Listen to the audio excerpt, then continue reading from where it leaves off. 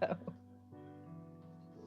it is just now 3 o'clock Central on Thursday. We just hit the turn off the wait list and waiting room. So people are joining and coming in. We will give everyone a few minutes to hop in on audio. But while we do, I'm going to try to channel the spirit of Rachel Mason, who is, I think, just the epitome of what an amazing host is like for these events. Yeah, Rachel, I see. Yeah, you should unmute. You're too kind. No. Yeah.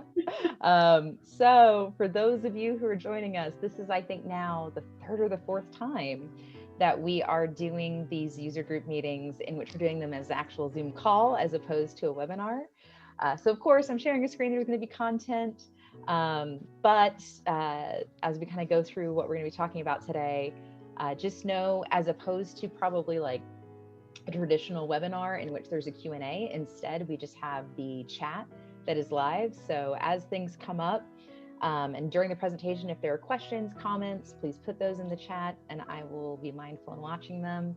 A lot of us have our webcams on. If you would like, we're trying to emulate meeting in person. No pressure if you want to keep those off. If you turn them on, we're always happy to see your face.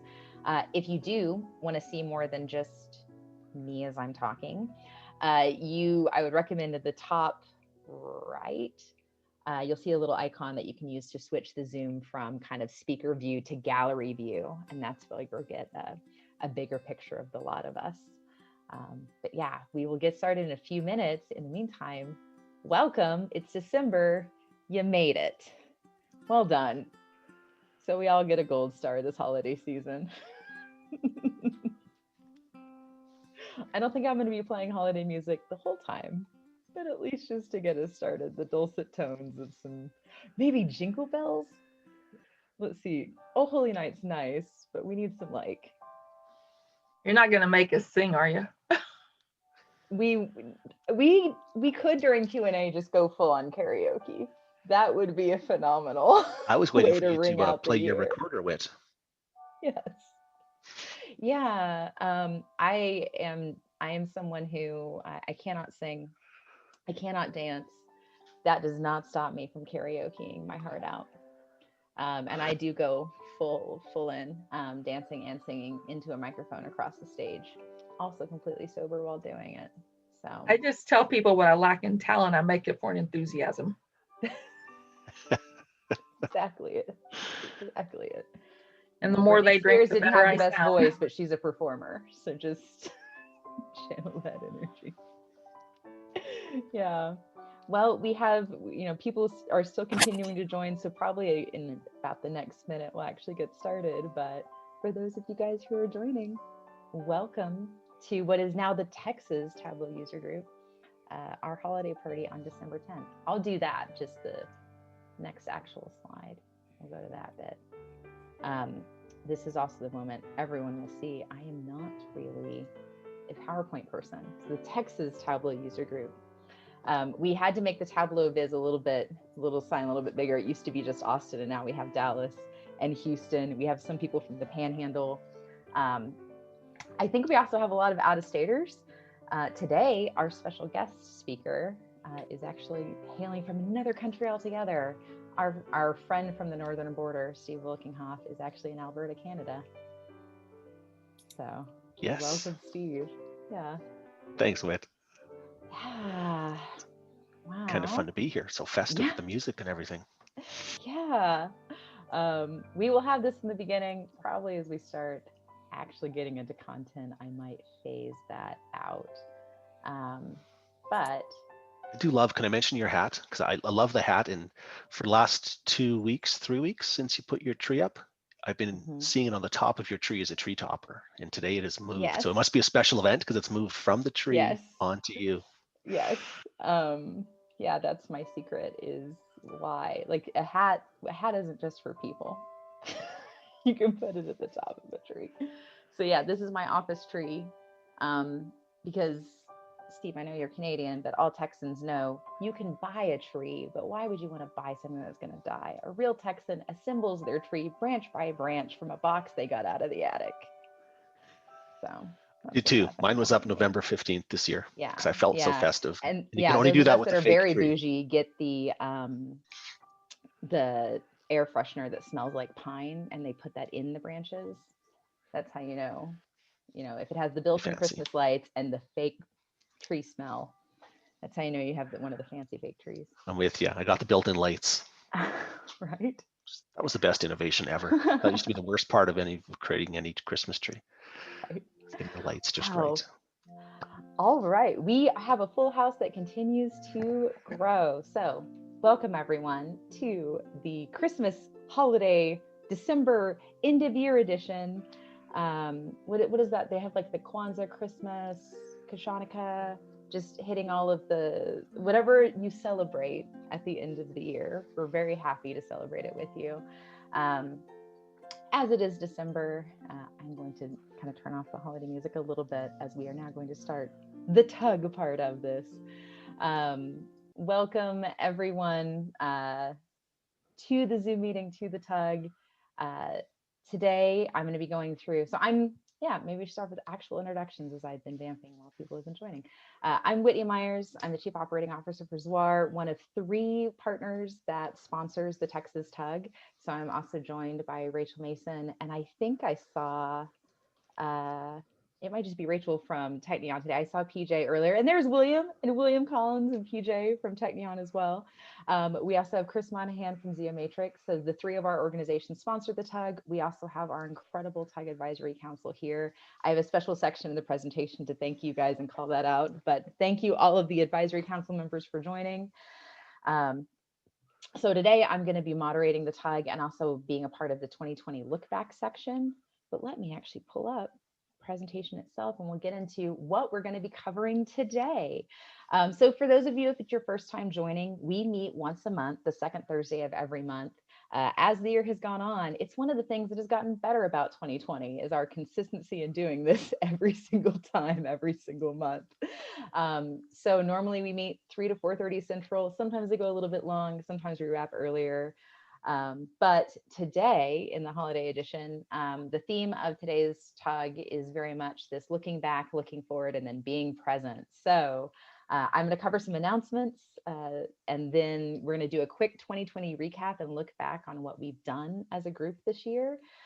Then you've heard our Canadian friend, Steve Wilkinghoff. He's the Chief Clarity Officer of BizDog Group. He's going to be doing a presentation that really is about looking forward into 2021. Around how so many of us we're committed to analytics, we're invested in it, and yet the point in which we always there can be a lot of struggle is how you even secure the funding. So he's going to be doing a presentation on kind of the lensing, the bridging, and the mapping, and overall the framework, so that you can go from being a company that's asking for budget to one that's actually building a business case and showing how you're going to make an organization money by investing in analytics. And then we're going to end with being present. So we have a Christmas Viz contest. If you have built a Christmas Viz, please publish it up to Tableau Public. If you do the hashtag Texas Tug, I'll actually find it easier. But if you also tag it with Merry Vizmas 2020, that's what kind of the broader community is doing. So we'll show those Vizes. And then we're also going to be doing a trivia game using Tableau's amazing Kahoot account. So if y'all haven't played Kahoot yet, we're going to be doing that at the end of the tug. And for both the Viz winners and those that win in the trivia game, there will be Tableau swag as prizes. So hopefully it'll be a really good day. And then at the end, open it up for Q&A and also some networking. So without further ado, let's get started into the welcome and announcement section. Kind of big things. Tableau user group, we're going to kick it off with Tableau product. So 2020.3 was released, I think maybe about 2 months ago. So of course it's time for 2020.4 to be entering the beta phase. If you have not ever participated in a beta program, this URL here, and I'll make sure the presentation's on Google Docs and sent out to you guys afterwards as part of the recap email you get after the tug. Tableau.com/getbeta is where you can always sign up for the beta program specifically. You'll know if you're on the right page for the 2020.4 beta because you'll actually see this. that the preview is coming soon. Just a couple notes, please don't use it for production data. This is truly an opportunity to get access to new releases, test it out, see what's going on. As Tableau calls out themselves, when you sign up for a pre-release program, it's in ready to test phase. Tableau will add you to the program. They'll send you updates, announcements. Not everything that's in beta makes it into final code, but the features that test well, the ones they get a lot of user feedback on, the ones that people are really excited about, always get bumped to the top of the release schedule. So keep your eyes out for that. Second, the Tableau Fringe Festival is live. So as you guys have probably picked up on, especially after our meeting last month, in which the amazing Amy Wu talked about all the different ways that she learns and gets plugged in with the community. The TUG is not your only way to meet with other Tableau users. Of course, there's the annual Tableau conference. There are the user groups, but there's a really vibrant community that also puts on different events. One such event is the Tableau Fringe Festival. Amy actually spoke at a presentation earlier this morning. It went on today, but it's not too late. There are still sessions tomorrow. So you can go to www.thefringefestival.rocks, which is a fantastic URL, to find out more information. It's a free event put on for the community, by the community, covering just a wealth of topics. So if you have time tomorrow, check that out. And then finally, in the spirit of looking forward, our next TUG is going to be January 14th, hosted by Zeo Matrix. So I think towards the end, I might unmute that, or you guys can unmute and kind of talk about maybe some more details about what's coming, but it's going to be a very fantastic way to kick off January. And with that, we're going to actually get into the content itself. So I'm going to be walking you guys through kind of a look back of what we've done this year before we pass it over to our special guest.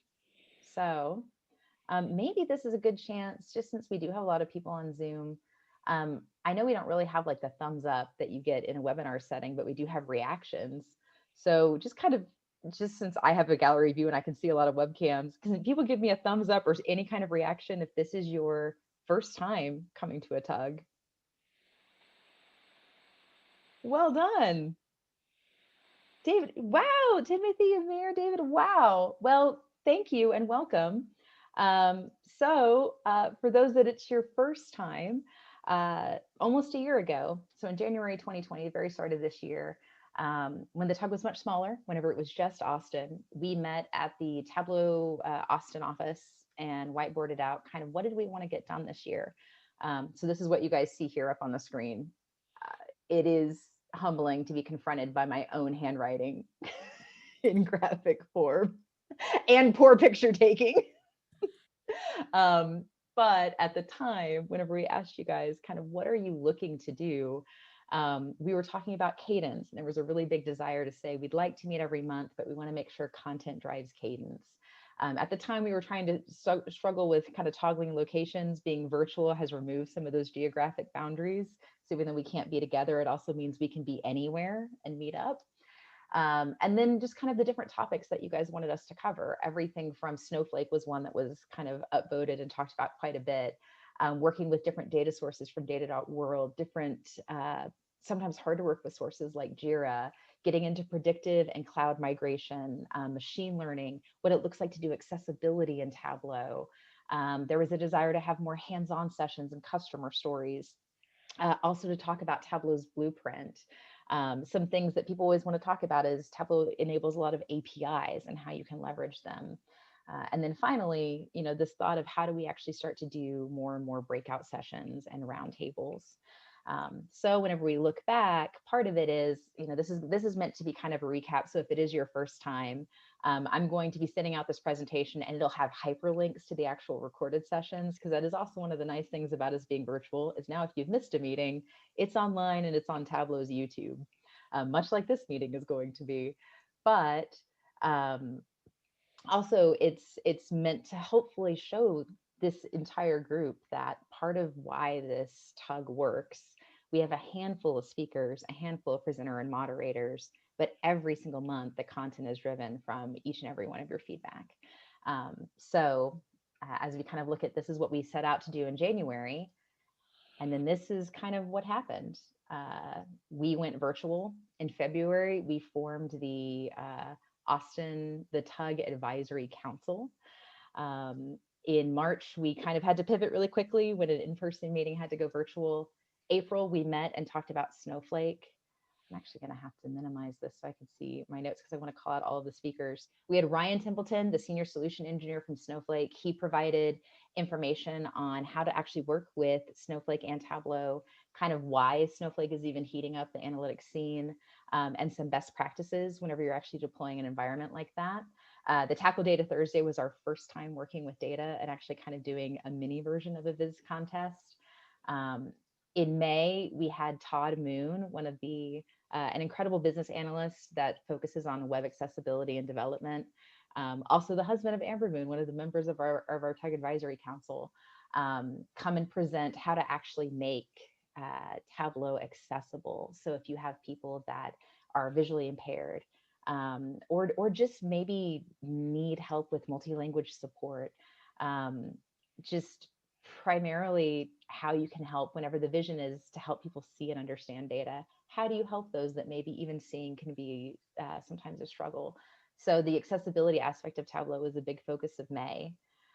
In June, we got hands-on and we reviewed 2020.2 in a hands-on workshop. So if you are still looking for insight in how to work with APIs, if you're struggling on how to work with finance data, if you are looking for maybe more help in understanding relationships, which came out in 2020.2, the June hands-on session and then the August session, we talked about relationships in both. So that was in June 2020. That was 2020.2 in June. In July, we had Technion's data scientist, Kyle Roberts, came on and talked about data robot, the power of machine learning, and how to build kind of the right predictive models. And then we also had Tableau Zen Master, who's also at Technion, Bridget, is it Kodgley? I always just know it's Bridget. She's such a one-name brand name to me. Bridget Kodgley come on and actually talk about color theory and how you can actually leverage color to make really impactful visual analysis. Middle of the year, our virtual Tug expanded. We absorbed the amazing DFW Tug, San Antonio as well, becoming the Texas Tug. And it was kind of funny that the timing at the time was also in August. We had James Parsons come and join and talk to us about the journey of a Tableau support case. James is now an independent consultant, but he was at Tableau for a number of years. And so if you ever wonder, where does my help question go and how does that get routed and how do I navigate that process? As we're entering the winter holidays and people are on breaks, this question becomes more important now more than ever. So the August session talks about that. Also, Stephen Shepard joined and did a deep dive on relationships. So both June and August sessions talk about that new feature.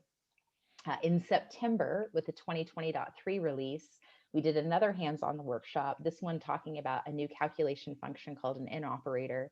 And we also drilled a little bit deeper on set actions, as that was something mid-year that the group kind of surfaced they wanted to focus on. And I did a presentation on Tableau Blueprint. In October, the DFW section of the Texas Tug came and presented, and we had a fantastic presentation from Signature Systems Group. Colin Gitt came and spoke to us about how they're using Alteryx, empowering Alteryx and Tableau to actually come up with a really powerful end-to-end solution. And we also, Rachel walked us through the TC20 highlights. And then last month in November, Linda Brewster Meffert did a fantastic job talking about, she had almost a decade at iHeartMedia, talking about how they deployed Tableau, the many hats that she had to wear while taming the Wild West. And then Amy Wu, the CEO of BizDog, came on and spoke about all the very many ways that she learns and builds her skills and builds her ability to leverage Tableau through all these different community groups. And then we're ending in December with planning for 2021, and also with our Chief Clarity Officer from BizDog Group, Steve Wilkinghoff, talking about self-funding BI. So that's kind of just a quick look back through the year. But whenever we think about what we did as a group coming together from a whiteboarding perspective, the content that was then presented every month throughout the year after going virtual, what we end up with is we have this final result of we didn't get everything on the whiteboard, but we got quite a bit. My apologies to Jira and our studio. Also to the idea of a Tug Slack channel. I think there are still some things that as we head into this next year, we're still trying to navigate how we can be virtual but together. I bring this up not only so that those who are new can realize there's still a wealth of content. And if this is your first meeting, you haven't missed anything, because we've been recording every single session in 2020, and we'll send those links out. But also because this is leading up to not only kind of a thank you to each and every one of you for coming up with ideas, for sharing inputs, for the members of our advisory council, Amy Wu, Kobe Sparks, John Burns, Iman Avani, Homer. I'm realizing I've never said your last name out loud. Hegedus? Hegedus. Hegedus. I just know Homer. Homer, who always has the good ideas. It's enough, really. Yeah. I once worked in a company with 60,000 people when I was the only one. Yeah. So you've always gotten to just be the Homer. Yeah. All you need.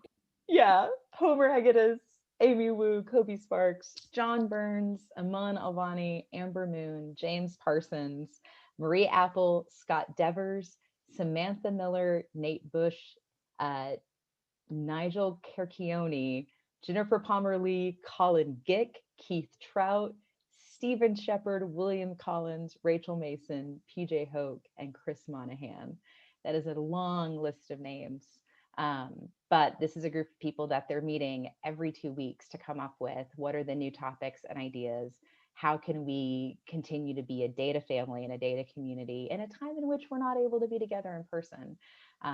So thank you to each and every one of you, because we're all searching for bright spots this year, and this monthly group has been a phenomenal way to continue to still share new ideas that are data driven and also really fun in the community.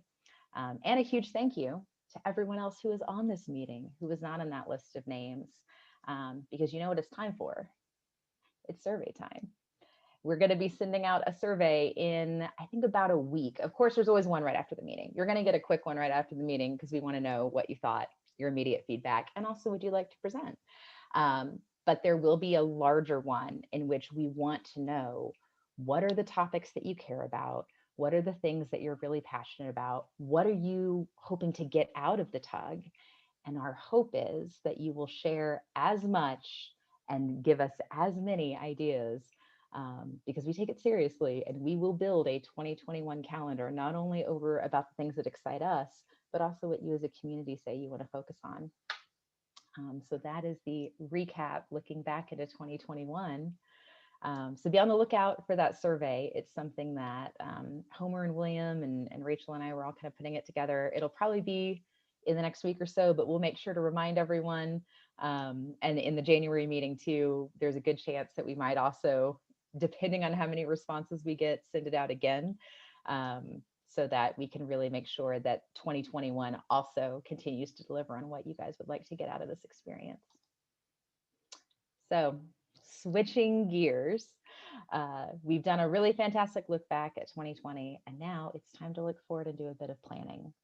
So I've mentioned his name a few times. He and I were talking at the very beginning of the meeting, but I would like to introduce Steve Wilkinghoff. I have known him only this year. We met, but he came highly recommended for me from a few different companies that we work with, because he has just a talent for taking big ideas and making them very simple and putting together kind of bite-sized roadblocks and steps. One of the big challenges that we talk about all the time is how do we help companies, big or small? We talk about blueprint, community, analytics proficiency, agility, but that very first stop on the blueprint is data strategy. And what happens if your company hasn't invested in analytics? What happens if you get all these wonderful ideas about Tableau and yet you don't have any of the licensing? So as we enter the new year, this presentation isn't just for those in finance or executives looking to kind of justify, but also for a lot of the doers, the analysts, the managers, the directors, giving you the tools and resources and the framework and the mindset to really build a solid case for BI and BI initiatives in your organization. So with that, I'm going to stop sharing my screen so that Steve Wilkinghoff can share his. But welcome, Steve. I'm going to be muting and managing the chat. So as you guys have questions, feel free to put it there, but I will pass the ball over to you. Sounds good. Thanks, Whit. Yeah. And thanks for having me here, everyone. Looking at Whit's presentation of what you guys did through 2020 so far is pretty impressive. You had some great content and some good speakers. So hopefully I can finish the year off in a good way, and you guys will enjoy what I have to say. So hang on to your hats or snooze for the next 30 to 38 minutes or so, and then I'll run through my view on the world and how you do self-funded BI. So to start us off, I just want to do this thought experiment with you, and just imagine that I or somebody you know just gave you $1,000 today to give to your favorite charity. And like most of us, if that happened, you'd be pretty excited because you know your favorite charity, and I'm going to go give this money to them, and I'm going to do some good work with it. So excitedly, you head over to the charity, you walk in their office, assuming you could, and they said, "Oh, well, can I help you?" And you're like, "Yeah, I'm here to give you $1,000 donation." And of course, they're pretty excited, and you're excited. You're thinking of all the good work it's going to do. So you reach in your pocket, and you pull it out, and you open your hand, and there's not $1,000 there. There's $200 there. Well, the feeling in the pit of your stomach is pretty miserable. Oddly, I mean, it shouldn't be. You're about to give them $200 they didn't have. They should be happy. They're still getting $200, but yet you're going to feel mortified because somehow $800 disappeared. And even though you're giving them something valuable, giving them $200, it could have been more. It could have been $1,000. And when you think of that thought experiment, that is not unlike the way it is in the current state in analytics and BI for many of us. And that's the reality in the industry. There's been, a lot of surveys in the study. Gartner obviously, does surveys all the time. Report Linker does some. And when they look at global BI spending and analytics, and they go and they ask the CEOs, once you've spent money on a BI project, has it actually delivered the business outcomes you wanted? Yes or no? A very simple binary answer. 80% of them actually say no. It didn't deliver the business outcomes they had planned. And when you look at the stats, the numbers I had seen were 33 billion globally projected by 2025. So that's about $27 billion wasted. We're still doing good work as BI professionals, but there's a real problem with that because all that wasted money causes two huge problems. Number one, and these are probably self-evident, is the risk of BI projects dramatically cranks up. And the risk of those projects goes up two different ways. One, pure financial risk. Money going into a BI project, we may or may not get the business outcome that we wanted out of it. So that risk is really high. A more insidious risk is that what if I only get a partial result from my BI project? Now I'm only partially pleased with the result. I'm only partially satisfied. And that then causes trust in BI project initiatives to start to drop. And what ends up happening is four different things. A lot of times, and we've probably all been in these situations, I know I have over my career, where we do a BI project and we see a BI project through its completion, and for whatever reason, the uptake seems to lag, right? It's not what we thought it would be. People aren't using it company-wide or department-wide or team-wide, whatever the target was. And the usage just kind of sucks. And even worse, we'll find out after the fact that despite the best effort we put forward, people are still relying on workarounds and hacks and manual effort on top of what we've delivered. That's like a shot to the stomach. Sometimes it even causes infighting, arguing, position building. People start mistrusting the data that we may be delivering them because they have a different set of data. We get these kind of turf wars inside companies, and BI projects in general start to get a bad rep. So as professionals, and we're all BI professionals here, we're all passionate about BI unquestionably. Obviously, what do we need to do? We need to drop that risk way down, bring the trust way up. And as soon as we do that, it's easy to say, but imagine if we can do that, we end up getting BI projects that are accepted company-wide, They become the single source of truth. Everyone is going into that BI project. That's where we go to answer the questions. The company makes this really wonderful, powerful shift to becoming much more collaborative and data-driven. Everything we talk about and that we read about, it actually happens, and people start having a single way of defining KPIs, and they have a single way of going and accessing information. So we have a common language across the company, and BI projects and by virtue of that, BI professionals end up becoming rock stars. Whit said she's not a good singer early on when we were talking beforehand, before the meeting. I'm not a good singer either, but I would sure like to be a rock star. It's not going to be my good looks. It's not going to be my tattoos. So I'm excited when I think that BI projects can make us all rock stars. So having laid that groundwork, what I want to do for the next 25 minutes is tell you what my framework is. Before I do that, let me tell you how I sort of got to present today and what my career trajectory has been. Oddly enough, it's strange, really. I started a life as an accountant, and thus the green-eyed shade in that picture up there. And the reason I went into accounting wasn't that I liked accounting at all. It's just that I always had a love for business. At the time, going and getting my CPA was a great way to see a bunch of different companies, learn how they worked. Loved that, got my CPA and went and started my own practice, focusing not on taxes or financials, but actually how to analyze the financial results. Kind of BI before I even knew BI was a thing, to be honest. I was an accountant and just said, hey, I can be your kind of contract CFO. I ended up taking some of the concepts, writing this book that ended up attracting the attention of if anyone reads the E-Myth, Michael Gerber, who wrote that. And so he ended up getting the book published, or we offered to write the foreword, and that led to the book getting published. And at the time, it was focused on small businesses, micro businesses, mom and pops. And that got me in the path of starting to do some consulting and speaking to small companies at some pretty big events. And I was excited. They'd start to ask me for help. Hey, what's in your book? Analyze my business, kind of do this BI thing, as they were calling it back then, for me as a small company. And I kept running into this roadblock, this dead end though. Every time I try, the small company would either not have the money to pay me so that I could do the work, even though they wanted it and needed it, or they didn't have the time, they didn't have the bandwidth.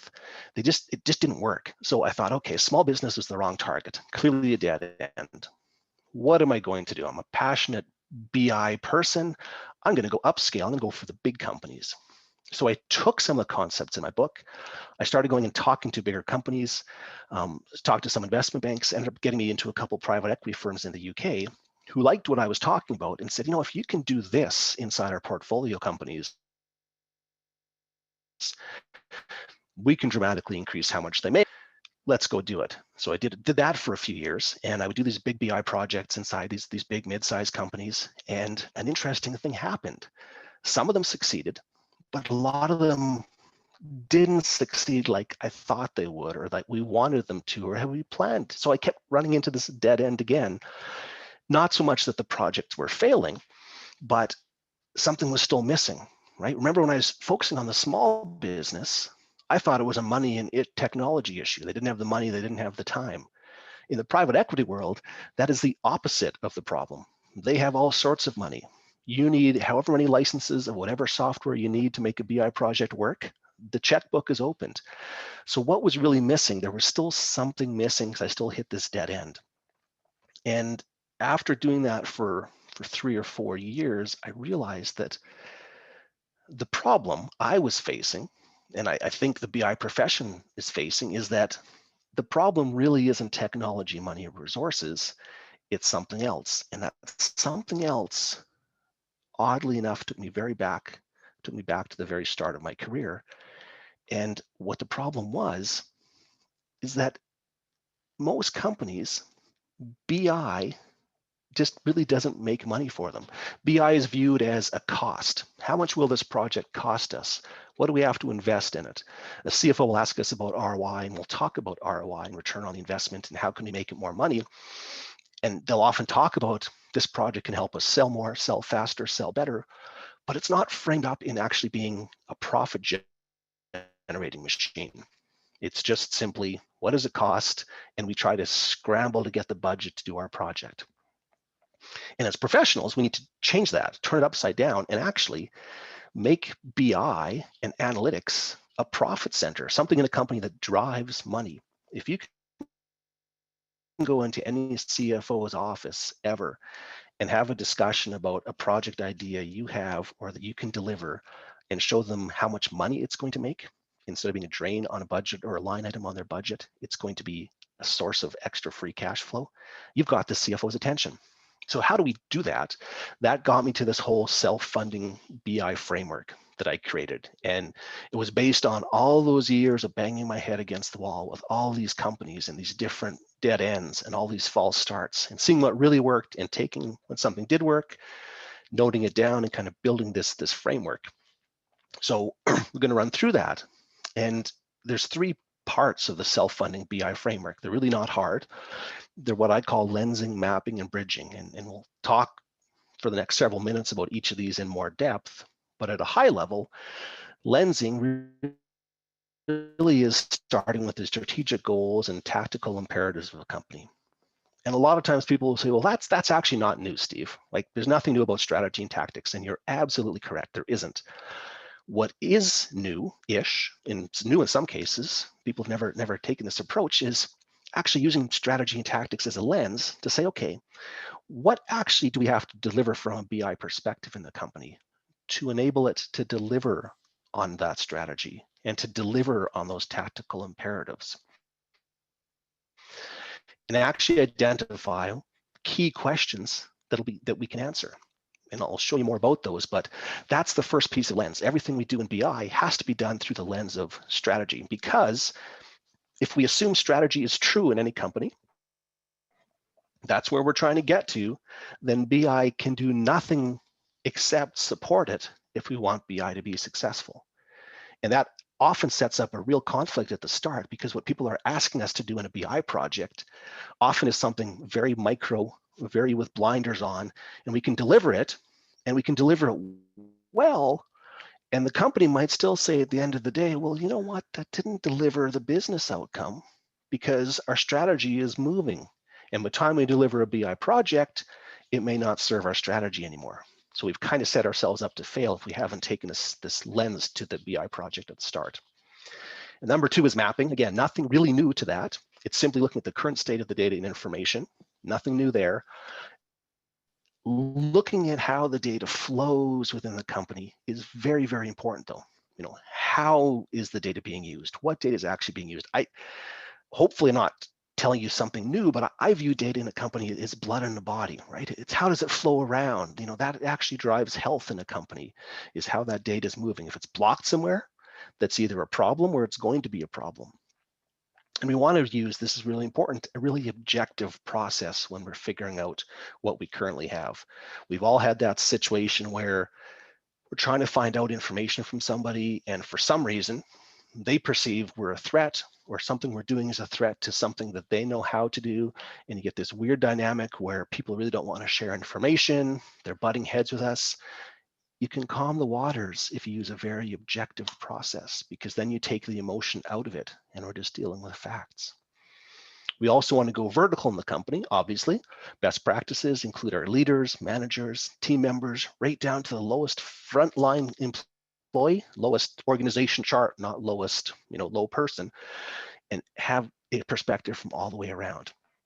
And then the third step of the BI, self-funding BI framework, is the bridging component. And that is actually where we take BI where it is today and demonstrate how we can make money from it to actually build a war chest as we build the BI project, so that it literally funds itself. And what we're looking for there is coming with these recurring themes, some challenges, finding the hidden data, and literally trying to build these bridges. So consider if you're trying to get across a stream that's 30 feet long. None of us can jump that in one, or span it in one step. However, if we pick a rock off the shore, drop it 2 feet in front of us and step on it, then pick up another rock from where we are in the stream, put it 2 feet in front of us, step onto that, continue that process, we'll get across the stream. Self-funding BI is that same process. We're actually going to use some early wins that we'll talk about to build quick cash, quick profit to fund the next one, and ends up becoming this virtuous flywheel. It's actually spitting off cash and building our own war chest as we go. We actually don't need to ask for budget anymore. We're delivering budget. We're delivering money to the company to do other things in other areas while we're doing BI. So that first step, lensing, we'll talk a little bit more about it now. Its goal is twofold. One, we want to look at, from a strategic perspective, every single competing possibility, want, and wish that all the different stakeholders throw at us. And most of us have been in a company or had a client where once they get a taste of what BI and data can do, they start coming up with all these crazy ideas and they get so excited, and it's just like a fire hose of ideas. So we need to sort through all of that and distill it down by answering the question, what question do we need to be able to answer to deliver on our strategic goals or on our tactical imperatives? And it's a question that doesn't often get asked enough in that way, right? We're very quick as BI professionals for somebody to come to us with a project idea. We'll start to work on scope. We'll start to work on deliverables. We'll define all those things based on what they're telling us we want. And that's fantastic. We need to be doing that. But what if what they're asking us to do isn't actually what the company needs to deliver on a strategy? If that's the case, we've kind of set ourselves up with this big potential risk. We can deliver exactly what they want, and yet the company isn't well served by our solution. That's why the lensing is so important, because if that's going on in your company or in your client, you need to know that right away in step one so you can have that hard discussion with them. Well, we can deliver this, yes, but is that really what you need? Is us delivering that going to let you accomplish this? And you'll see the business owner say, I hadn't thought of that. Interesting. And you'll end up becoming someone across the table to actually moving around the table and sitting next to them. And they've actually brought you into their tent, so to speak. And you're actually now working to build, as a BI professional and expert, the roadmap forward for them. So lensing is very, very powerful. So what are the keys to getting a good lensing process going? Obviously, you need to look at strategic goals and tactical imperatives. And I'm not talking about, a lot of companies have a published one. That's fantastic if they have it and you can go through it. Sometimes they don't. So do you not do lensing? No, you just have a discussion with the business owner, with the executives, and you say, okay, what are you doing? You get that information out, right? We're not strategy consultants, but we need to know, even if a company we're working with doesn't call it a strategy, we need to know what they're thinking, or we're going to move off base at the very beginning. We also want to look at 4 different dimensions: customers, the products and services, operations, and the people, right? So we take the strategy, we figure out around those 4 dimensions, what do we actually need to do? And we involve the 3 layers in the company: leadership, management, and team members. And that last bullet, I'm going to say it 3 times over the next several slides, so it's critical. We want to make that process objective, anonymous, and public. So when we're trying to get a company's get a lens for a company, we're talking to their leaders, talking to managers, talking to frontline employees, and we're asking them the same thing. What do you need to be able to answer to deliver the company strategy from where you are in the company? And they start to give us their answers. If you ask a person up front, one-to-one, sometimes they'll give you the answer. It depends who's doing the asking. When we actually do this as one-to-one consulting for our clients, a lot of times the reason we're brought in is because people will tell us things they won't tell a manager, right? If I'm your manager and I come to you and I ask you what questions you need to be able to answer to deliver on our strategy from your perspective, it's the rare employee who will actually tell me the honest truth if it's something they think is at odds with what I want to hear. It's just the way our mind works. Most people will tell you what they think you want to hear. And the way around that is to make it objective. It's to get the emotion out. What are the facts? Make it anonymous. Let somebody tell you what they really feel without their name being associated to it. You'll get the truth that way. And make it public. So as you gather these, get them up on some sort of communication board or some sort of way so everybody can see what everybody in the company is saying. It's very difficult to do, and often what we find is companies want to do big shifts, become more data-driven, do big BI projects, and the truth is the key management isn't actually ready for what that really means. Because when we get down to this point, when we're talking to potential clients, we suss this out. And if they're not willing to make it objective, anonymous, and public, they're not ready for a big data transformation. So critical. So now let's talk about the mapping phase, the second phase of that BI self-funding framework. We have 4 goals here. 1, identify all the data available across our company. And again, it's easy to say, hard to do, because all the data, obviously we know there's data silos, we know there's old legacy systems, we're aware of those things. We also want to find out about what Steve down in accounting is doing in a spreadsheet that he has on the desktop of his computer, even though he shouldn't, because that's data. And if he's doing that, there's a reason we need to find out, because maybe there's some gold there. Then we want to assess the quality and reliability of that data. And these last 2 bullets are critical for the mapping phase. It's understanding how data is currently being transformed into business information, because that is like studying the anatomy of the human body, right? It's one thing to be able to get the data, and then it's one thing to be able to see what information people are creating with that. But we want to know what that process is. Is it a highly manual process? Is it, and when we figure out how it's being transformed, we identify potential problems. We're in the mapping phase. We want to find out all the warts, all the bumps, also all the beautiful things about what we have right now. And when we find how data is being transformed, we'll often find out it's being transformed that way because there's problems that wouldn't otherwise be overturned or made we wouldn't be made aware of it. And the last bullet in this phase, you want to understand why it is being used.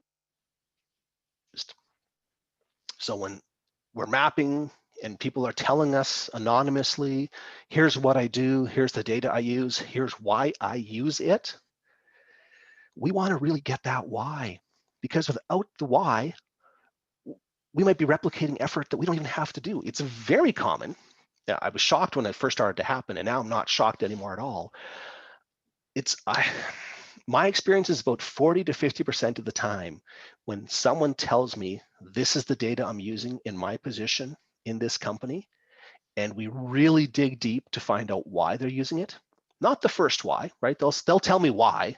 And then if you probe, you use your good questioning skills, you'll actually often find out when you get right down to the bottom of it, that that person actually doesn't even know why they're doing it.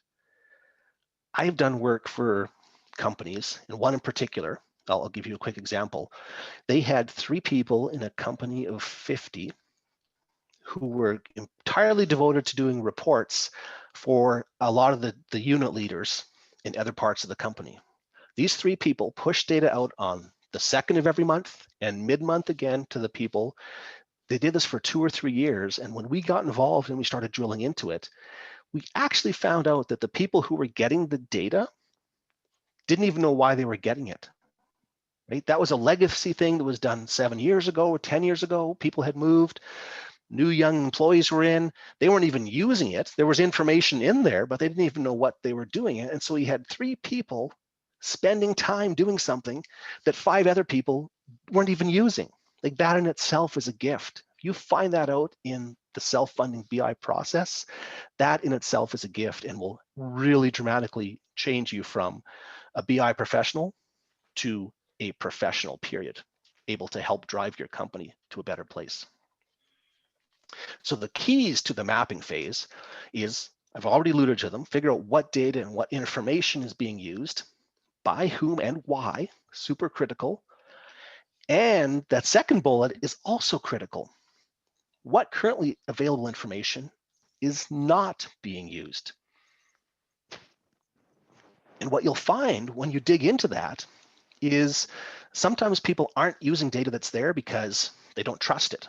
Perfect. If you turn that up as an issue, excellent. We can incorporate that into our plan. We can address that.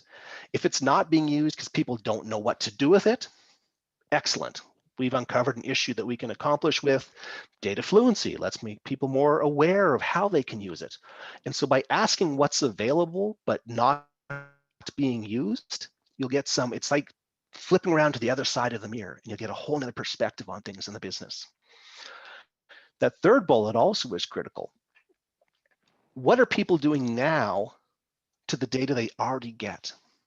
That is that kind of last mile of business intelligence. And in a lot of cases, it's hidden from our sight in traditional methods.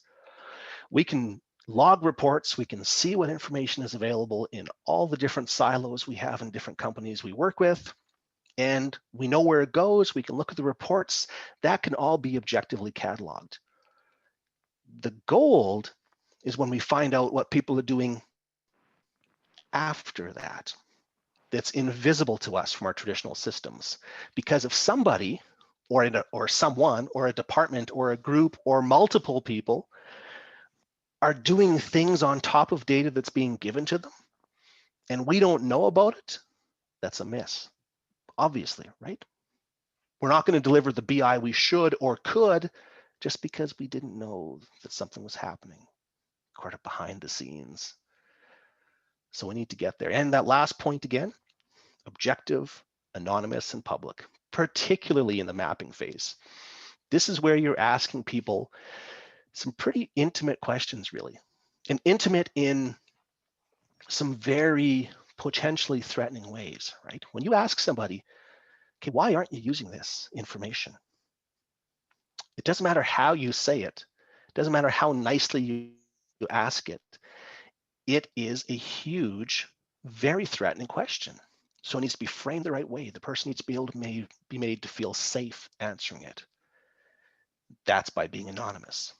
You objectify it. So you say, you know what? I don't want you to tell me how angry having to do this extra work on this data makes you feel. I want you to tell me why you're doing it. So you objectify it. You try to take the emotion out. It's not always possible, but it's your goal. And again, make it public. As these things get turned over, these rocks get turned over and things bubble up, make them aware company-wide of what's going on, right? Build that transparency. Again, it's hard for a lot of companies to do because your executive team needs to be wired this way. And if you're not on the executive team, you're trying to do a BI project and you're trying to do this mapping phase, you can still do it. Do it on a small scale. Throw your own Slack channel if the company allows it. I mean, some companies obviously don't allow it, some do, but there's always a way of getting information, right? Even if you just send an email around saying, hey, here's what we found in our department, like there's no excuse not to make it objective, anonymous, and public if you don't have the buy-in from up above, if you're really trying to apply this process to have a successful BI project. And that last phase, the bridging phase, is where the magic happens, right? It is where it's the secret sauce, the self-funding BI model. What you're trying to do is identify the key bridges that span that current state you've identified in the mapping phase and the future state you've identified in the lensing stage. And then you just start to go through all those bridges you identify and you categorize them. Quick wins, milestones, and aspirations, which I'll talk about on the next slide. Then you rank them to figure out which are the best. And then you build your self-funding stack. And I'll show you a couple examples in a minute of how that works. So the categories, when it comes to bridging, the quick wins, the milestones, and the aspirations, super simple definition. Quick wins are what can you deliver within 90 days. Milestones are what can you deliver within 6 months. And the aspirations, what can you deliver within 18 months.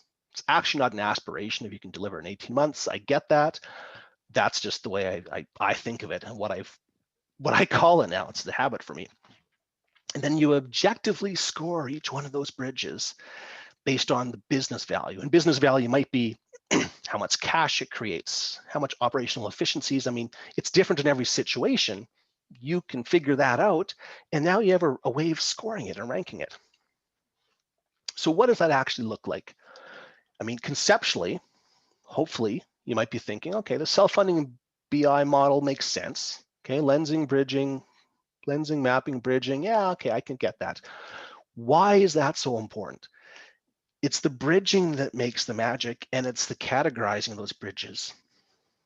Because what happens is and I'll admit, I was a little intimidated because I saw earlier in 2020, when Whit was doing her presentation, that there is a visual Zen master, and they're probably on this session, and this is anything but visual Zen.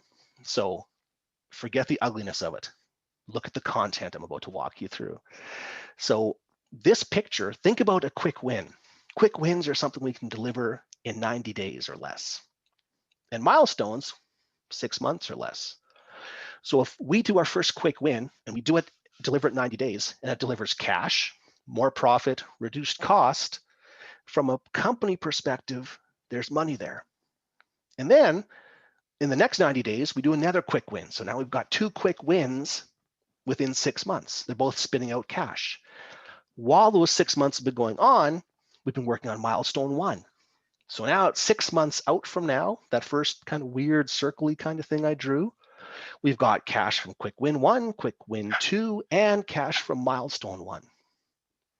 And then we move to the next 6-month phase. We do another couple quick wins and another milestone, and we start spitting out cash, stair-stepping forward like that. And although I draw them here as boxes coming out, most cases, it's actually compounding and accumulating. The money from quick win 1 will also still be there again in the next 90 days because it's often recurring revenue. And so it actually gets bigger and bigger and bigger as you go forward. And you now have made yourself a profit center.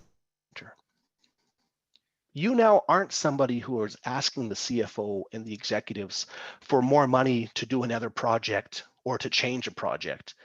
You've actually built your own business case like a business owner within a business to say, look, here was what I would like to do. I might need a little bit of cash at the start to prime the pump, but this is my plan. And that's when any other business decision gets made. And now it's a flywheel and starts to spin out cash, spin out cash, spin out cash. That's actually how it works. So that's the framework. That's the self-funding BI framework. It's lensing, it's mapping, and it's the bridges. And the bridges are where the secret sauce are. So you might be saying, okay, that's interesting, but is that going to work for me, work for my company? So I'll give you a couple examples of how the bridging process works to actually generate cash. So again, did a lot of work with private equity firms in the UK. This is an example from one of them. This company clearly wanted to become more data-driven. And so if anyone's worked in the private equity space, forgive me. If you haven't, I'll give you a quick rundown of how it works. They buy an existing company that has good earnings, and they expect it to become data-driven, more efficient, and drive higher earnings. And about 5 years after they buy that company, the private equity firm looks to sell the company for more money because it makes more money now because they've become more data-driven or became more efficient, or the multiple's higher because they're now data transformed. A lot of buzzwords. That's the private equity game. So this company had about 150 employees, 31 million in revenue. In the UK, they call it turnover. I learned that the hard way. They don't know what revenue is when you talk about it. But despite that, and despite the mandate this company had to become more data-driven, the BI team was having a lot of challenge getting resources to do the BI projects they wanted to. And the reason was, imagine now for a minute, the private equity game, you're the CEO or the management team or the executive team of this company. So the PE firm is looking to you to increase profit over 5 years. And so if it's a large BI project, remember the first couple of slides, 80% of them don't deliver business results, and there's some trust issues in a lot of cases. If you're the executive, you've probably seen that happen before, and you're like, you know what, this project, they're asking for 100 or 200 or 500,000 pounds, whatever it is, or dollars, whatever it is. And if I give that to them for this project and it doesn't deliver what we want, I have egg on my face at the executive, because instead of increasing net earnings. I might actually decrease net earnings. And that's not a fun place to be in any company, certainly not when you have private equity owners. So what we did, said, okay, forget all that. Let's apply the self-funding BI framework. Went through it, said, let's look at the bridges that are available. And what's interesting is when you look at this, remember the 4 dimensions: customers, products and services, operations, and people. One of the things we uncovered was only 13% of the customers in this entire company held products for more than one product line.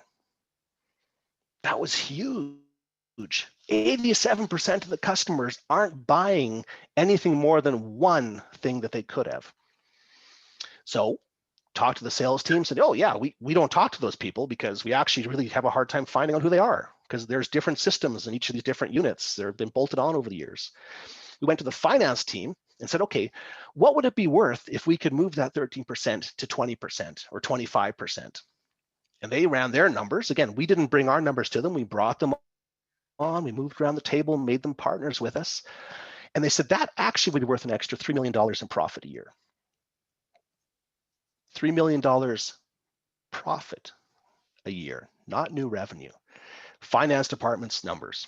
So we didn't pad it, we didn't make that up. So think about now if you're the executive in this company.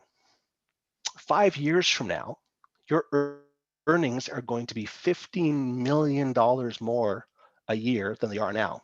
Because if this sustains, which they were confident it could, you're going to make an extra $3 million every single year.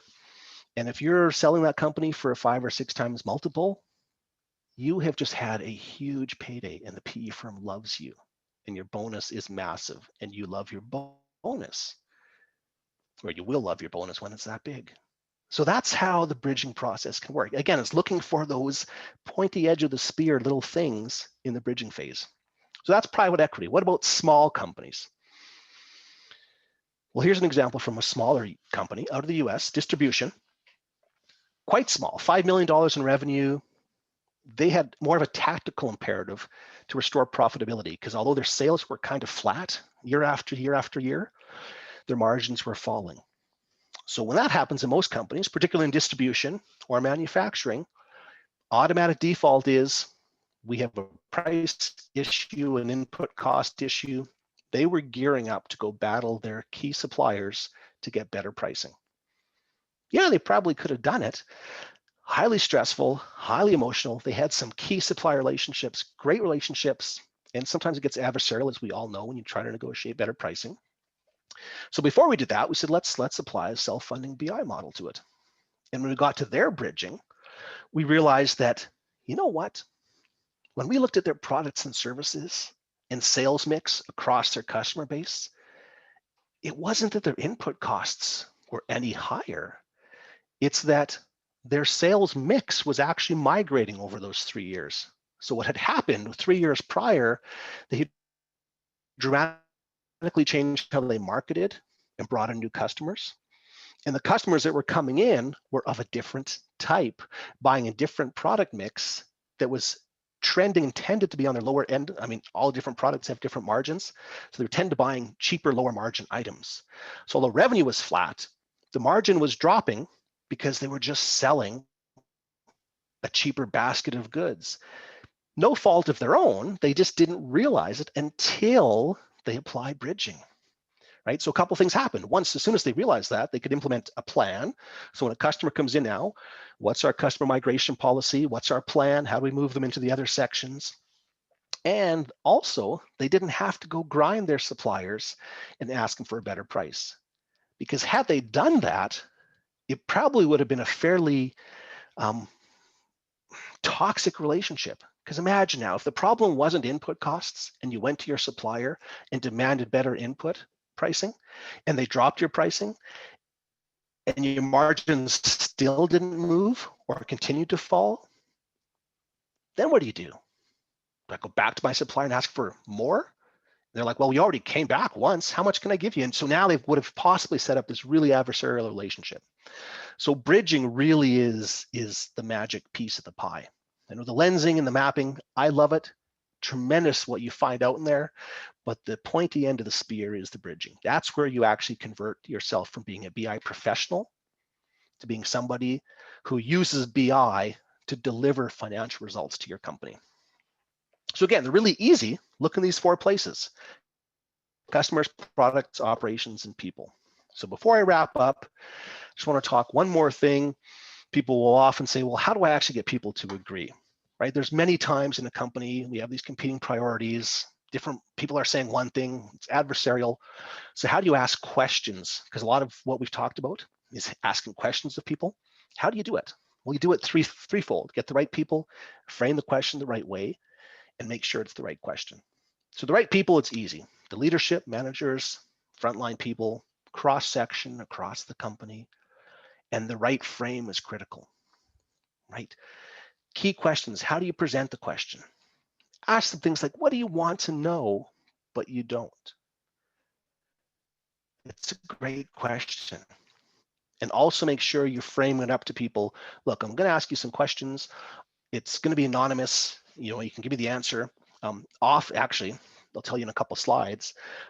This was still a problem when we were doing consulting with clients. And so some clients said, can you actually just build some software that does that? It's truly anonymous.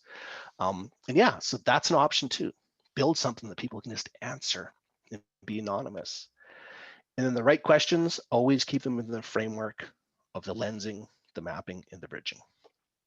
So clearly you can do this. It's not that hard. I hopefully shown you. The self-funding BI framework works. Remember to ask the questions. One thing I will ask, if you like this, you could really do me a favor.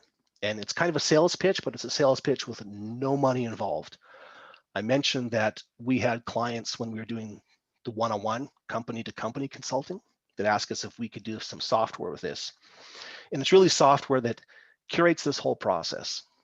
You know, we've got, over the years, we've built a question set of 52 questions. We go in when we use companies, and we actually built that into the software model, and it walks you right through it, lets you ask the questions of your key people, lets them actually just answer anonymously if they want. And then it actually uses AI and NLP, or natural language processing, to actually sort through everyone's answers and come up with a recommendation saying, look, here's what actually looks like the bridging problems are. Here's some beta right now, soft launch beta. So you can't pay any money, but if you're interested in being a beta customer, please feel free to email me after this. And it's kind of, if we're going through and you're saying the questions are great, but how do I get the questions? How do I answer? How I ask good questions? The software will help you. So love to have you as a beta customer if you'd like. Really, it's providing your feedback to us. And also, if you're interested, my next book is called Data Makes Revenue Grow. If you want to be a case study, shoot me up. No charge for that either. It's just, I will geek out on this forever and can talk data with anyone. So that is my presentation. I think I promised you 36 minutes, and I think I'm at about 41. So I will shut up now and let the party begin. Thank you so much, Steve. That was so great. Yeah, thank you. And so we are going to go to the trivia and the Viz contest, but if you guys have questions, I mean, as Steve was talking, a lot of it is kind of more that thought leadership of, I mean, if I just think about grounding it in Tableau, I started out as a single person with a Tableau creator, and I would talk and I would see these presentations where somebody had done an enterprise rollout. And I was like, well, yeah, if you have money to burn, you're going to do an enterprise rollout. But it's because, just like with Tableau, we learn how to say, how do I make the story that I'm telling resonate with the audience that I want to actually take action? This is more great. Now, if I'm trying to build a business case, how do I actually start to take some of these key initiatives that might be happening at the executive level or with different departments, and actually anchoring that into what I need in order to achieve that when it comes to the actual tools and resources for analytics. So I'm very excited, and thank you for the offer to share those key questions, because I get very practical really quickly. So it's, if you say, oh, there's just ask key questions, what are they? So thank you very much for that offer. That you'll share all the secret sauce of what you actually ask to kind of. Oh, you're welcome. Suss that out. Yeah. And thank you very much for the presentation. So if you guys have additional questions, as I mentioned, there are a couple of things that you can either chat privately, you can ask the group, and we'll ask Steve after the Viz contest and the trivia. Otherwise, he shared his contact information. You're always welcome to hit him up after the fact. But without But further beware, ado, once I start talking, I can't shut up. So I will talk your ear off if you ask me questions yeah. about this.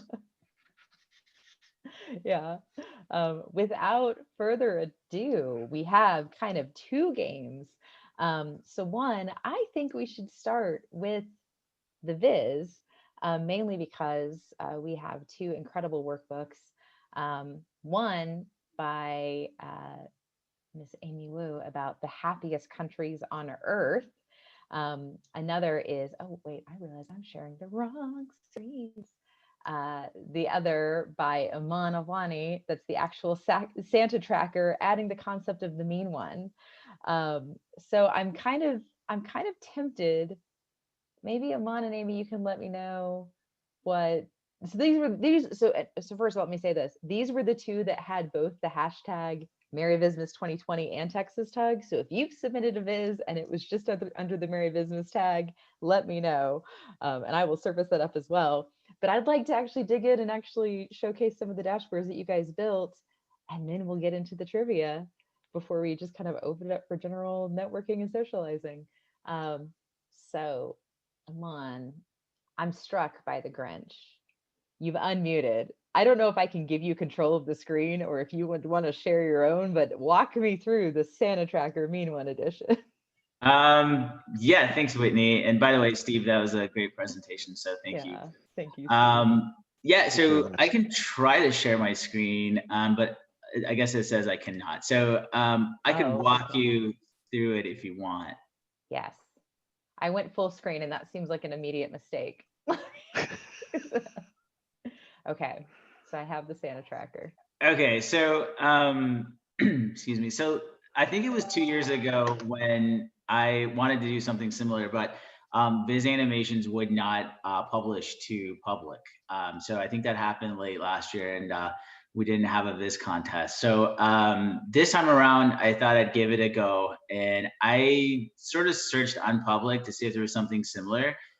There wasn't, and then I kind of just searched the World Wide Web to see if anybody else had it. I think I can make it so you can control my screen. Yeah. Okay, awesome. Thanks, Whitney. Yeah. So I didn't see anything on the World Wide Web on it either, like in terms of like being built in Tableau. There was some built out in Leaflet. So I thought it would be pretty cool. I think it first started out as using the make line function, the make point, make line. And after that, I thought, I kind of gets too busy because everywhere Santa would go, there'd be a little line that would follow Santa. So what I did here was I just created a shape. That shape is, my marks card is the shape.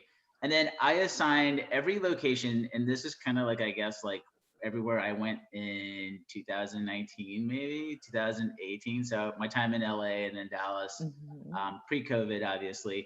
And so those are my coordinates. So feel free to pull it down, put in your own coordinates if you want Santa to go somewhere else. But I just did that for the sample data. So, and he doesn't go to Canada or Mexico because of the COVID restrictions. So yeah, I couldn't go global since we can't, you can't enter because of COVID restrictions at the moment. So I kept it to the 48. And so essentially what it does is, so you would click on Rudolph, and you don't get to, I don't get the time element here. However, I'll disclose why that would be important later on. But essentially, you're just using the index, which is on location, and that tells Santa like where to go. And so at first he was just going everywhere. And so I sort of like got with my colleagues, and they were like, well, hey, make him go at least, west to east. Let him be efficient, right? You don't want him just jumping all over the place. It's not. And so we did that. So now he's going west to east. And then I spoke to one of my colleagues at IBM, and he was like, what would be really cool is if you had the Grinch following Santa around and just kind of stealing those presents as Santa would drop them off. And so that's why you have Max, which is Grinch's little dog. And so the way that I figured this one out was, if I go back here for like Santa, let's go back to his first spot. I didn't want the Grinch to be on the map already. So I assigned him an index that's a null, right? So the Grinch he's here, but you can't see him. So I start Santa, and when this is pulled down locally, you can also like mess with the speed, so Santa goes quicker. And then once you do that, then I start the Grinch out, right? And then so now the Grinch goes everywhere that Santa has already been to.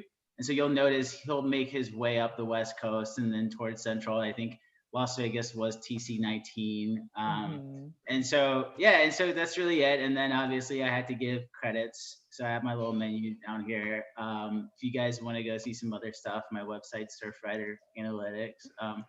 But yeah, that's about it. So thanks for your time. And by the way, I will say this, I checked out Amy's last night, and you guys are going to love it because it's really awesome. So I'm going to have to pull her work down later and kind of figure out how she did that and kind of build my own viz. But yeah, thanks for the time. Yeah, amazing. I think what I love about this is not only the story and the Grinch chasing Santa across the country, but even just the small things, like you have the Rudolph, and then you have what is the Grinch's dog's name?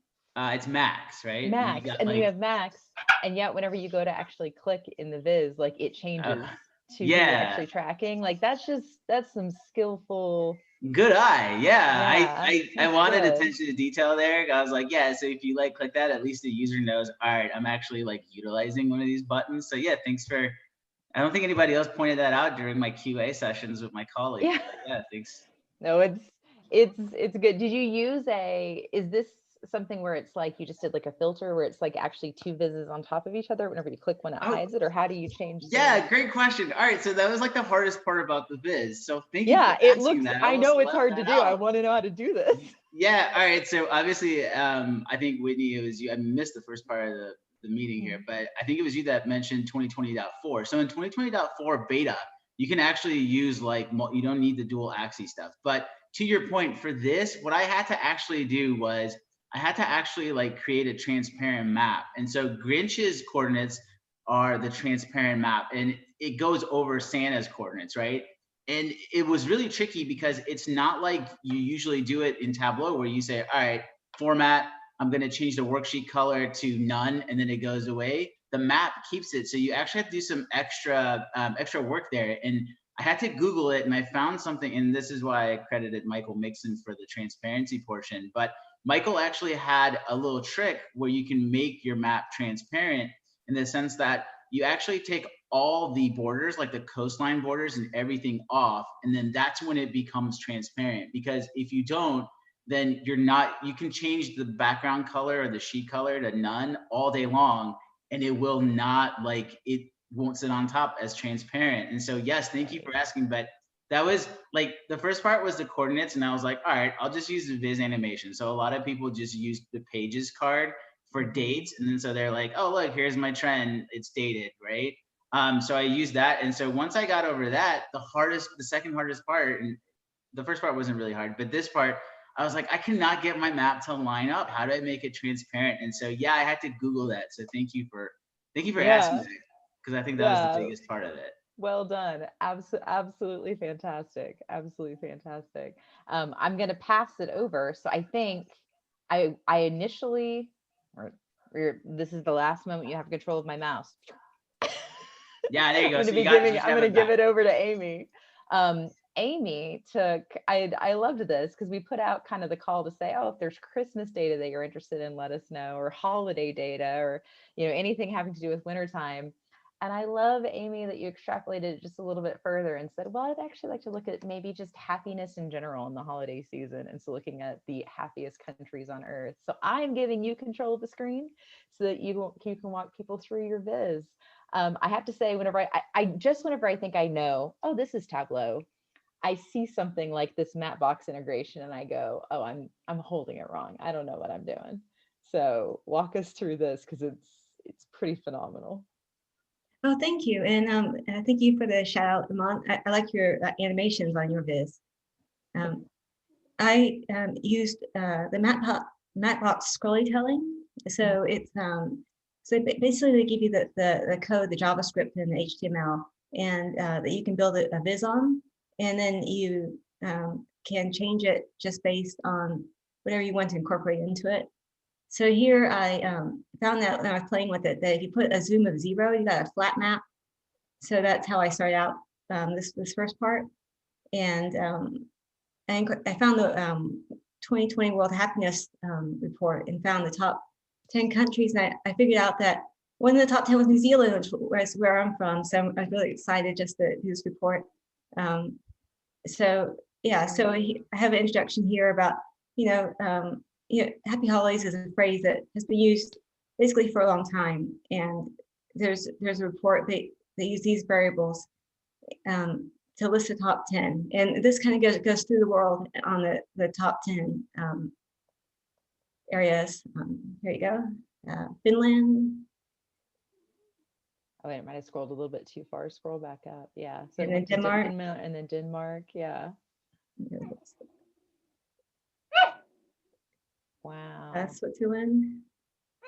It's hard to do all this on somebody else's screen. I know. I was gonna say the lag is probably gonna kill you. But here you go, Iceland. Yeah. So you did a Mapbox integration with JavaScript. And you mentioned that it's scrollable. Was that both the map and the sidebar? I did the map in MapQuest, and I pulled it into Glitch to work on the code. I got the pictures from the Wiki Commons, so you can upload those to Glitch. There are a couple of links that wouldn't work once I put on Tableau Public, so I just entered the links here because there's probably a third-party thing that was blocking it. And so, yeah, so we're just going through Netherlands, and I talk about how they're doing at each of the scores, and I include the person who did the photo. Yeah. I made it slightly transparent so you could see the satellite view underneath. I added the links inside the code so you could just click the code. There's New Zealand, and there's a Hobbit using the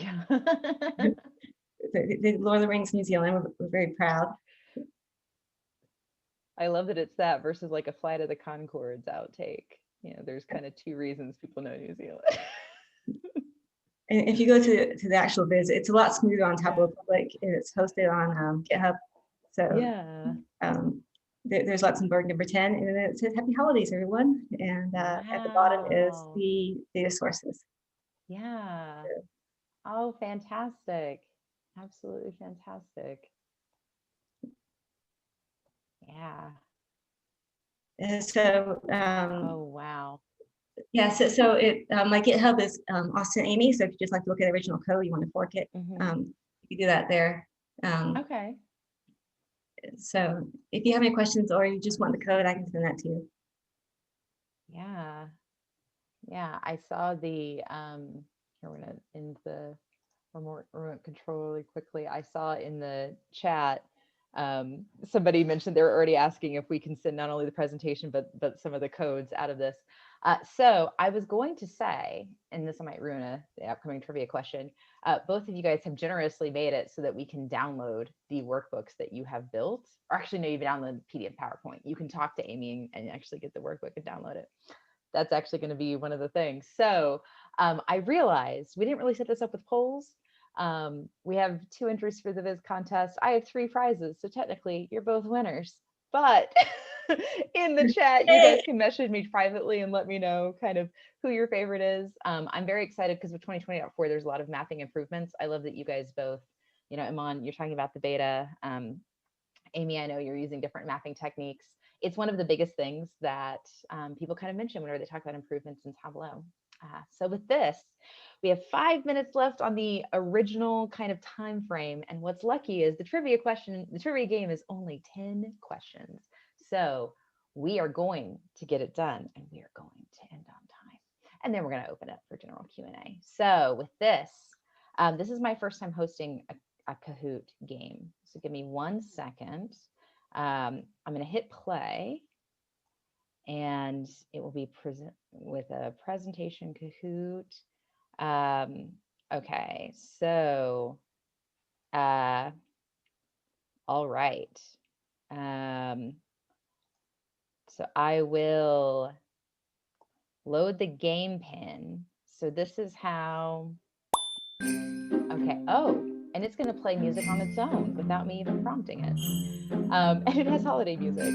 So here's how Kahoot works. You go to Kahoot, if you enter just Kahoot, or if you go to just kahoot.it,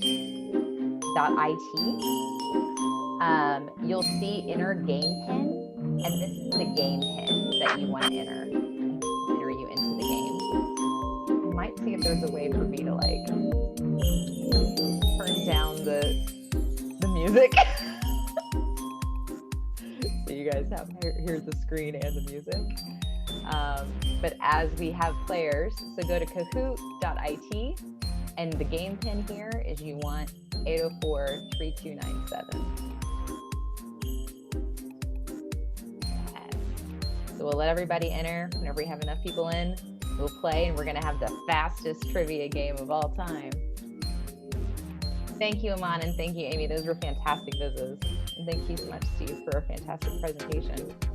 And also, I mean, I started the year by talking about everything we've done this year. Thank you again to everyone who both contributed ideas and, you know, who was a part of the advisory council this year. All right, we have everyone getting in.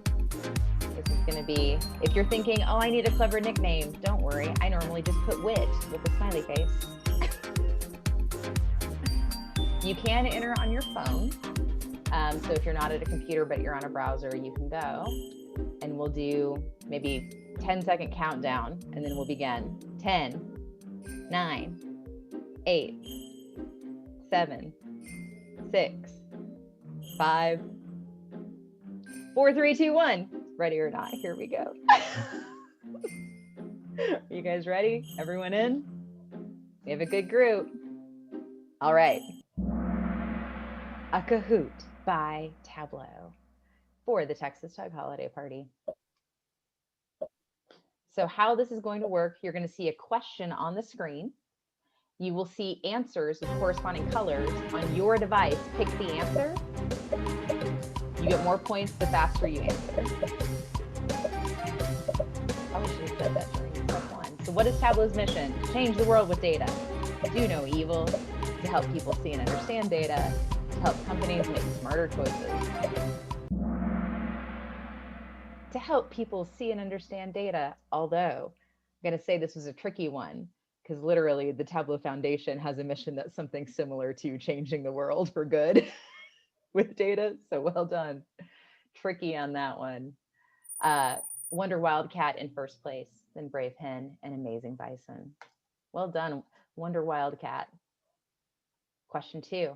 When was Tableau founded? 2002, 2003, 2004, 2005.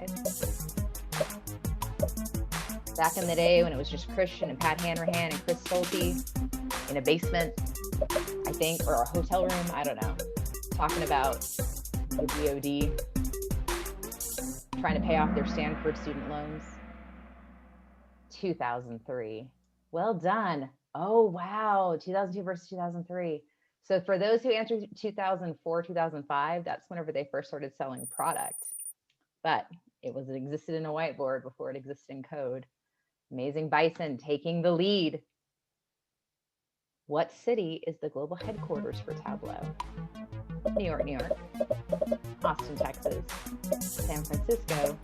Seattle, Washington. I also made this a picture reveal, so if you don't know, eventually just the picture of the city will reveal itself. Wow. Those who answered Austin, I agree with you. It should be. But Seattle, Washington was correct. Brave Hen. Brave Hen, it means you're not only correct, you're quick. That's how you win in Kahoot. What can you use to create a view in Tableau? Tableau Desktop, Tableau Public, Ask Data, or all of the above.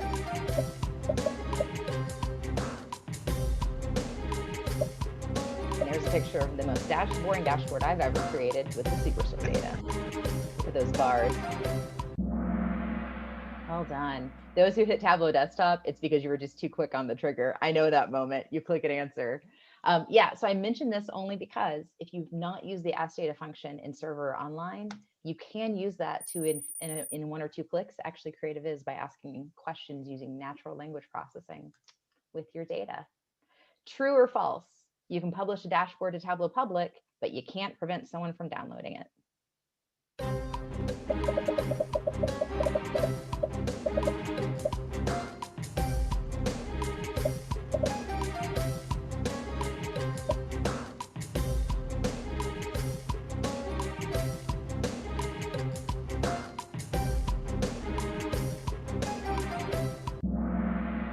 False.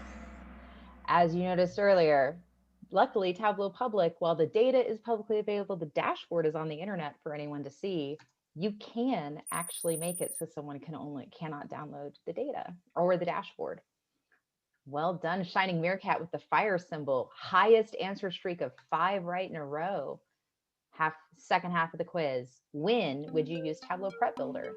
To share dashboards with customers, to combine, shape, and clean your data, to build awesome maps? I have no idea. Let's talk about prep at the next tug.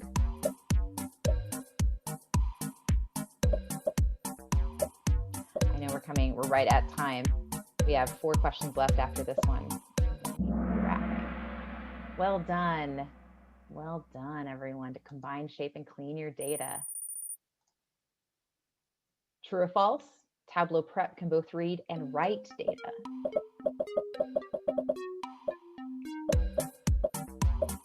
This is where the reveal is going to give it away if you hadn't already answered.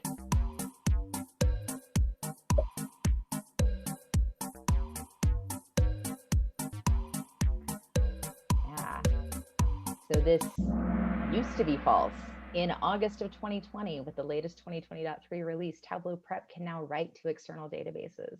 So if you have Tableau Prep, you want to write information, not only publish and automate flows, but also writing data. So that's this is a drop of some new info. Second to last question, I have an outlier. I need a quick way to see what's causing it. The fastest way to find out is dragging and dropping, but faster. Explain data, web edit, or Google it.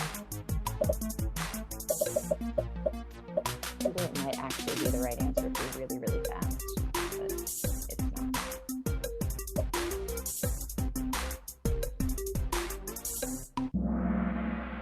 Absolutely.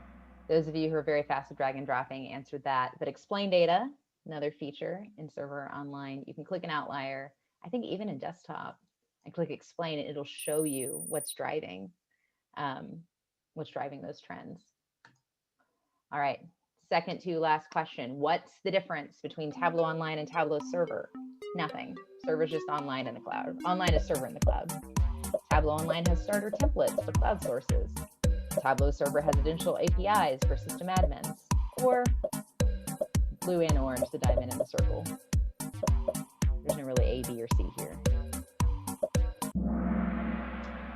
Correct. Yes. So Tableau Online does have starter templates. Tableau Server does have a lot of additional APIs that if you have server admin capabilities, which you only have as server, those are kind of some of the key differences between the two platforms. But if someone says online is basically server in the cloud, the basically is what gets you. It's pretty close. Last question. Blueprint. What are the 3 paths? Analytics, access, accountability, agility, proficiency, community, prep, desktop, server / online. Or, every path is different, man. Follow your bliss. Analytics. Yes. Well done. This is the most that we've ever had. Say yes to this. And the podium, the winner. Third place, Excited Lion. We're sending you a prize. Second place, Mighty Giraffe, sending you a prize. I saw that celebration, Marcus. And first place, Shining Meerkat. I don't know who any of you are because you all use nicknames, but if you chat me, I will get your address and we are sending you some swag. So we'll stop the Kahoot. This is the moment that this concludes the holiday party, where I'm also going to stop the recording too. It has been such a pleasure getting to actually hang out with you guys every single month. Again, thank you to everyone who participated, not only in this tug, so Steve and then Amy and Aman, but also previous speakers and previous presenters and hosts throughout the year. We're going to be sending out the survey in probably about a week or so with some details about what we're doing in 2021. So be on the lookout for that. As always, we're going to send a short one following this meeting just to get your instant feedback, and we'll be sharing presentations. Our next tug will be January 14th. So be on the lookout for an invite for that. And then the final thing is, I mentioned at the beginning, this is possible because of a community, but also because the leaders within the community. If you would like to join the Tug Advisory Council, please let me know, reach out in the chat, reply to any of the emails, because we would love to have you and love to have you be a part of the 2021 journey. Until then, regardless if you're staying home with yourself, with pets, with family, I hope you have a wonderful end of year, and we will see you guys in 2021. Thank you so much.